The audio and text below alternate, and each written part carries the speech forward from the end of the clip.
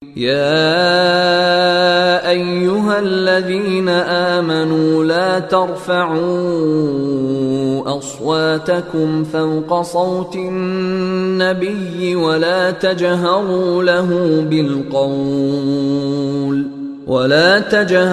له بالقول كجهر بعضكم لبعض أن تحبط أعمالكم وأنتم لا تشعرون.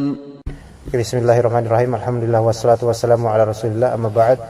Insyaallah kita melanjutkan 1000 amalan sehari semalam insyaallah taala. 11 At-tayamum atau memulai dari sebelah kanan. At-tayamum adalah wudu. Pakai apa? At-tayamum. Tayamum? Tayamum. Pakai nun atau mim? Tayamun. Tayamun. Ya. At-tayamun. Dalam wudu artinya mendahulukan membasuh anggota tangan dan kaki yang sebelah kanan, kemudian baru anggota tubuh yang sebelah kiri. Rasulullah SAW bersabda, "Kana Rasulullah SAW yu'jibuhu tayammunu fit tana'ulihi wa tarajjulihi wa tuhurihi wa fi sya'nihi kullih." Adalah Rasulullah SAW menyukai untuk mendahulukan yang kanan ketika memakai sandalnya, menyisir, bersuci, dan dalam semua urusannya. Oke, itu perhatikan di situ tayamun mendahulukan yang kanan itu sunnah atau wajib? Sunnah. Ada 4 hal di situ yang disunahkan untuk mendahulukan kanan. Yang keempatnya umum. Yang pertama, memakai sandal dan melepasnya dengan kiri. Kemudian yang kedua, menyisir. Dimulai dari kanan maksudnya gini. Dan dengan tangan kanan. Jadi dimulai dari kanan dulu gitu kan. Kemudian apa yang ketiga? Bersuci. Tuhur, bersucinya wudu, mandi junub dimulai dengan kanan. Ini mandi junub itu Pak bisa dengan kanan. Kan sunahnya sebelum mandi junub wudu, sebagaimana wudu kita dalam sholat, untuk sholat. Kemudian dimulai dari bagian kanan, apa gitu, tangan atau apa, pokoknya kanan. Ya. Siram airnya ke tubuh, kenain bagian kanannya. Ya, kemudian yang lain fi sya'nihi kullihi, yaitu semua urusannya. Tapi ini umum, tapi ada pengecualian. Jadi semua urusannya ini selama urusan itu mubah dan positif. Ya, mubah dan positif. Adapun kalau misal urusan kayak membuang kotoran, ya itu maka disunnahkan dengan kiri. Seperti cebok, bukan sunnah malah bisa menjadi wajib.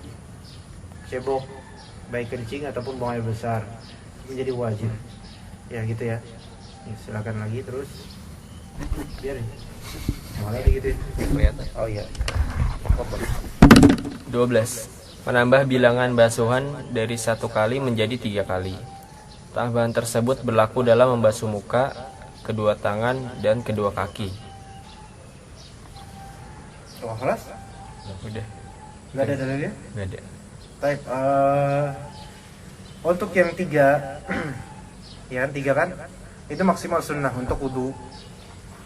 Untuk wudu itu maksimal sunnah. Ataupun mandi nggak harus dengan 3, lebih nggak apa-apa. Lama sejam mandi junub nggak apa-apa. Atau pas mandi junub lagi, pas lagi mandi juga mandi lagi di situ. Nah kalau misalnya wudu cukup 3. Lebih dari 3 boleh nggak? Haram. Karena Nabi SAW bersabda, siapa yang melebihi 3 itu faqad ta'adda wa zalama. Dia berbuat berlebihan dan dia berbuat zalim, maka haram, nggak boleh. Ya, jadi 3 maksimalnya sunnah untuk wudu ini, untuk. Dan itu khusus 3 itu diperbolehkan untuk pencucian wajah, tangan, dan kaki. Adapun kalau kepala dan telinga enggak, cukup sekali saja. Walaupun dalam Syafi'iyah membolehkan sampai 3 dalam Syafi'iyah. Namun yang sahih adalah cukup sekali aja, udah cukup. Ya, karena dia mengusap saja, udah. Dan juga masahul khufain, mengusap khuf. Ya, itu cukup 1, enggak 3, cukup 1 aja. Ya, baik. Wallahu a'lam. Teruskan. 13. Mengucapkan 2 kalimat syahadat setelah selesai dari berwudu. Asyhadu an la ilaha illallah wahdahu la syarikalah wa asyhadu anna Muhammadan abduhu wa rasuluh. Aku bersaksi bahwa tiada ilah yang berhak untuk diibadahi selain Allah. Tidak ada sekutu baginya, dan aku bersaksi bahwa Muhammad adalah hambanya dan utusannya. Manfaat ucapan ini disebutkan pada sebuah riwayat, niscaya akan dibukakan baginya 8 pintu surga, dan ia bisa masuk dari pintu mana saja yang ia sukai. Taib itu masuk ke dalamnya, itu baru sunnah itu ya, dibukakan pintu-pintu surga. Itu masuk ke dalamnya wudu sunnah dan wudu wajib. Ya, wudu sunnah juga insya Allah masuk setelah itu. Setelah wudu kita bilang asyhadu an la ilaha illallah wahdahu la syarikalah wa asyhadu anna Muhammadan abduhu wa rasuluh. Lalu ditambahi dengan Allahumma ja'alni minat tawabin wa ja'alni minal mutatahhirin, itu lebih afdal lagi ya. Gitu ya. Silakan. 14. Berwudu di rumah. Rasulullah sallallahu alaihi wasallam bersabda, "Man tatahhara fi baitihi thumma masya ila baitin min buyutillah liyaqdiya fariidatan min faraidillah kanat khatwatahu ihdahuma tahuttu khati'ah wal ukhra tarfa'u darajah." Barang siapa yang berwudu di rumahnya kemudian berjalan ke masjid untuk melaksanakan kewajiban Allah, yaitu salat, naon kok salat, maka langkah ya maka langkah kaki yang satu menghapuskan dosa dan langkah kaki yang lain mengangkat derajat. Iya, itu kalau misalnya dia wudunya di rumah. Ya, wudunya di rumah. Jadi syaratnya untuk mendapatkan itu wudunya di rumah, bukan di masjidnya. Tapi wudu di rumah sunnah, nggak harus di rumah. Ya sunnah aja. Rumah ini masuk ke dalamnya dikiaskan dengannya kantor kita misalnya, sebelum ke masjid kantor gitu kan. Jadi yang penting tidak di masjidnya gitu loh, tapi di tempat kita berada sebelumnya, itu disunahkan. Dan insya Allah akan dihapus derajat, ya, dihapus dosa-dosa ya, dan diangkat derajatnya sesuai dengan derajat jalannya dia. Banyak nggak apa-apa, tapi jangan mengucapkan bismillah dalam di luarnya, berarti di luar pintu gitu. Apanya di luar pintu? Mau baca bismillahnya tuh gimana, dalam hati atau sebelum Ya boleh di luar pintu, boleh pas sebelum wudunya, sebelum wudu. Kalau di luar pintu, Allahumma inni a'udzubika minal khubuthi wal khaba'ith. Kalau di dalamnya misalnya apa, kencing dulu misalnya, terus wudu, sebelum wudu baca bismillahnya di qalbu, di hati. Walaupun sebagian ulama ada yang mengatakan boleh baca bismillah aja di kamar mandi, enggak? Karena Umar bin Al-Khattab radhiyallahu anhu pernah memiliki cincin atau semacamnya yang bertuliskan lafal jalalah, kemudian dikeluarkan. Nah, itu menunjukkan bahwasanya tidak boleh memasukkan benda-benda yang ada lafal jalalahnya atau lafal yang muqaddas gitu kan ke dalam kamar mandi, karena itu tempatnya najis kecuali darurat. Kalau dengerin kajian, Ngadain kajian, dengerin kajian kan nggak masalah, karena para salaf sendiri, mereka di antara ahli hadis, ketika mereka lagi buang air bahkan minta dibacain faedah. Tapi HP-nya ditaruh di dekat kamar mandi, dicangkutin. Tapi di dalam, tapi yang ada tempatnya itu buat. Baiknya jangan di luar. Di luar aja taruhnya. Baiknya. Cuma Anda nggak tahu kalau ada pelarangan itu, nggak tahu. Tapi baiknya di luar aja. kalau musaf Hah? misalnya nih Mus'haf bin Umair? Hah? masuk dalam kantong nih Al-Quran nih, Al-Quran satu nih, kita kebelet kelupaan, Nggak apa-apa kalau kelupaan mah. Karena kebelet tubihul mahzurat. Karena emang kalau udah kebelet itu udah nggak mikir apa-apa. Jangan kebelet, pas lagi nggak kebelet pun kayaknya nggak punya pikiran antum. Enggak, aslinya kalau udah kebelet tuh nggak mikir ada mushaf, ada ini, nggak mikir dah. nggak waktu di dalam itu baru sadar. Nggak mungkin keluar dalam keadaan gitu. Udah biarin aja, udah Allah Ta'ala maafkan lah, nggak masalah gitu. Enggak. Kalau udah terlanjur udah lah, terusin aja gitu loh. Iya, kalau misalnya memang misal Quran mushaf tersebut ditakutkan dicolong, ya, hilang, gitu kan? Boleh dibawa. Ya boleh, malah harus dibawa daripada hilang, gitu kan? Yang dapat kan tas. Ya repot tas. Ada Quran, ada apa segala macam. Ditinggal di luar kan? Jadi Mantap. pikiran. Pikiran, terus lapor DKM, DKM bingung, kan? Gitu. Ini nggak masalah. Terusin. 15. Adal. Maksudnya ialah menggosokkan telapak tangan pada anggota wudhu bersama air atau setelahnya. Ya. Dalk itu artinya mijit dia. Ibarat kalau misalnya kita nyuci ya, kita nyuci kan biasanya mijit-mijit cucian. Ya itu bagi yang nyuci yang masih nyuci tradisional. Kalau misalnya kita ini, ya ini dalk namanya, ini dalk. Ini namanya dalk. Dia tidak sekadar ngalirin gini seret gitu enggak, tapi sampai gini-gini. Itu dalk, gosok-gosok gitu loh. Nah itu hukumnya sunnah, tidak sampai wajib. Ya tetapi begini, dalam mencuci seperti muka, ini kaki, itu kan harus menyeluruh sampai air itu ke permukaan semua bagian yang harus dicuci. Nah kalau misalnya dia udah kayak gini seret semua, itu ya ijza, itu boleh.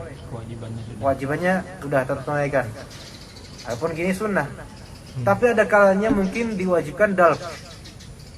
Kayak misalnya di takhlil ini, menyela-nyela. Ya, seperti ini nih dalk. Harus diginiin. Jangan pakai cincin. Ya kan? Kan kalau misalnya cincin yang terutama cincin yang memang dia itu gede, ya banyak akik terus gede gitu kan, terus panjang dan pasti nggak ada terowongan yang bisa nyalurin air, maka dia harus minimal gini-gini, geret-geretin gini supaya air itu berulang-ulang masuk ke dalam mulai. Luka sama ensoplas itu Nggak apa-apa kalau luka nggak apa-apa. Selamat benar. Kita habis wudhu, habis itu kita ada coretan pulpen dikit. Nggak masalah, coret pulpen nggak masalah Pak. Pulpen, terus tinta itu nggak masalah. Tato itu nggak masalah. Ya mungkin dari segi laknatnya beda. Makanya tadi dia bilang seseorang bisa aja beribadah dia tetap dosa karena melihara tato. Kecuali bagi yang bertaubat. Kalau wilayah kulit yang tidak terkena air itu ada toleransinya berapa besar, misalnya kalau misalnya ada kena ketempelan isolasi ya, kecil gitu gimana? Oh itu nggak bisa, nggak boleh. Walaupun sedikit gitu. Walaupun sedikit, nggak boleh. Karena apa? Isolasi sendiri itu tidak menghantarkan air dia. Apa? kalau nggak tahu ya Kalau nggak tahu ya berarti kan harus diulang. setelah sholat. Iya, iya karena dia nggak memenuhi syarat sah sholat, ya kan? Wudunya kan nggak benar, ya kan? Wudunya nggak benar. Kalau pulpen nggak apa ya? Pulpen nggak masalah, tinta spidol nggak masalah. Antum, itu masalah imam itu. Imam terus Antum kenapa tadi kok kayak mau teriak-teriak gitu? Pacet. Cat itu tergantung catnya. Kalau catnya kemas antum gini kemudian tetap aja kulit itu terlihat normal, nggak masalah insyaallah. Tapi kan biasanya cat nggak gitu ya, tebel gitu kan? Nggak bisa. Susah ngebersihinnya kalau yang di sela-sela ini. Hah? Sela-sela kuku. Sela-sela kuku? Enggak ya, semampunya antum kok itu mah. Enggak ini kok. Kalau udah usaha terus nggak bisa ya udah. Maksudnya harus menunggu zaman gitu kan? Baru nggak apa-apa. Iya. kalau imam tadi Oh ya tadi imam yang isolasi. Ya dia lihat kalau misalnya masih ada kesempatan untuk mentabyin, harus ditabyin itu. Wah tadi saya melihat Assalamualaikum warahmatullahi wabarakatuh. Assalamualaikum warahmatullahi wabarakatuh. Terus astagfirullah. Loh, ada selasi kan?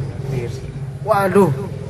Ini sejak sejak sebelum wudu berhadas, kemudian ada selasi sini tadi habis bikin kado. Nah, terus ya harus dibayarkan ke makmum. Afwan. Salat anak batal, salat anak enggak sah tadi. Wow, geger. Geger. Harus diulang. makmumnya enggak kan? Hah? Kalau misalnya tidak tahu, makmumnya enggak. Kalau dalam mazhab Syafi'i, kalau imam itu dalam kitab Al-Umm karya Imam Syafi'i, kalau imamnya itu memang dia berhadas atau semacamnya tadi, enggak sah salatnya. Kalau udah bubaran, maka enggak masalah dengan semua itu. Makmumnya dalam mazhab Syafi'i tidak terkena bukan hukuman apa ya, pengulangan, mereka sholat tetap mujzi. Imamnya ini yang masalah. Tetapi ini kan masalahnya masih mampu untuk mengklarifikasi. Nah, dan ini juga bisa bersubhat. Orang walaupun misalnya saya udah mujzi, tetap aja gak enak karena tadi berimam dengan orang yang gak sah sholatnya. Maka diperbolehkan, bahkan dia lebih dianjurkan lagi untuk makmum ikut lagi. Gitu. Tapi kalau dalam Syafi'iyah sendiri tidak masalah. Yang masalah itu di imamnya sekarang. Gitu loh. Karena apa? Karena posisi makmum ini ketika bersolat pada imam dalam tidak tahu kondisi imam seperti apa. Beda kalau misalnya makmum ini tahu imamnya ini berhadas, maka makmum mau sholat di belakangnya tetap nggak sah makmum itu karena tahu. Paham nggak bedanya di sini? Ya. Dia di belakang imam, imamnya ada plaster, imam nggak nyadar, tapi dia ngelihat gitu, udah 2 rakaat. Ya nggak bisa juga dia hukumi berhadas, belum tentu. Enggak, plaster tadi, jadi isolasi. Iya, makmumnya nggak bisa hukumin. Kenapa? Karena bisa jadi plaster itu dipasang setelah dia berwudu, kan nggak tahu. Kan menunggu bayan dari imam. Nuzon aja gitu. Husnuzon beda kalau misalnya makmumnya ngelihat imam sebelum jadi imam kentut dulu, gitu kentut ya. Wah, kentut dia. Terus tetap aja dia mau jadi imam. Nah, makmumnya ini nggak boleh ikutan. Nasihatin, Pak, loh tadi kan ngentut Pak. Ya wudu saya Pak ya. Walah, sampean ini nasihatin aku apa? Ngeyel dia. Makmumnya ya wes, ben, kentut ben kan. Ya udah. Imamnya jadi imam, makmumnya jadi makmum. Sah nggak sholatnya? Nah ini nggak sah karena apa? Udah jelas ketahuan berhadas. Imamnya ngotot nggak boleh. Makmumnya sholat walaupun sholat sampai khusyuknya di dalam khusyuk banget. Assalamualaikum warahmatullahi wabarakatuh. Semua nggak sah, nggak ada yang sah itu, malah dosa itu semua itu orang. Itu loh.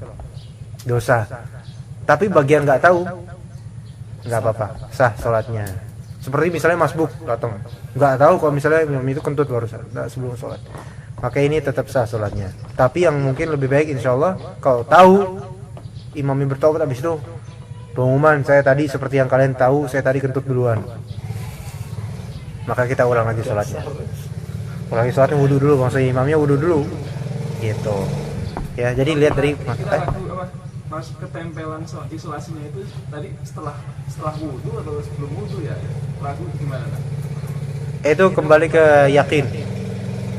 Itu kan raguan syak. Membina kepada al-yakin. Al-yakin la yazulu bisyak. Al-yakin di sini maksudnya al-asl. Asalnya antum tidak bersolasi. Ya silakan Pak. Asalnya antum tidak bersolasi kan? Maka ya udah kembali ke asal antum suci gitu loh. Udah, tinggalkan keraguan itu. Kalau memang itu ragu 50-50 apa ya? Kalau ada dzan rajih, maka dzan rajih ini yang dipakai. Yaitu tapi lebih berat saya ini pakai isolasi sebelum berhadas, sebelum wudu. Nah, ini yang lebih berat lagi pikirannya, maka dihukumi enggak sah. Gitu. Ya. Jam berapa ini? Jam berapa? Iya, karena banyak soal jawabnya. Kalau kita akhiran diem semua, bingung. Iya, jam 7 udah ya. Oke, ya udah kalau gitu kita cukupkan sampai sini. Insyaallah nggak apa-apa ya. Ini sampai berapa poinnya? 15, nggak apa-apa ya. Nggak, yang penting ilmu ya. Insyaallah kita lanjutkan besok juga untuk yang ini juga. Subhanakallahumma bihamdika asyhadu an la ilaha illa anta astaghfiruka wa atubu ilaik. Alhamdulillahirabbil alamin.